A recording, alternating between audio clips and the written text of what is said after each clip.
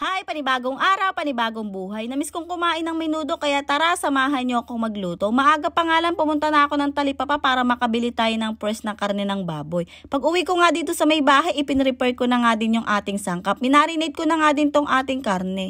Nang okay na nga, ipinarito ko na nga rin tong mga gulay. Inuna ko na nga din tong ating patatas at sinunod ko na rin yung ating carrot. Sinet aside ko nga muna sa isang tabi kasama tong ating bell pepper. After naman, nagisa na rin ako dito ng bawang sibuyas. So, naging golden brown na nga, inilagay ko na nga din tong ating karne. So, bali, ayan, pakukuluan nga lang din natin to ng mga ilang minuto hanggang sa lumambot tong ating karne. Nang mapakuluan na nga din natin to, naglagay na rin ako dito ng ating tomato sauce. Naglagay rin ako dito ng rino at ng pork nor cubes. So, bali pagkatapos na ipakukuluan nga lang din natin ito.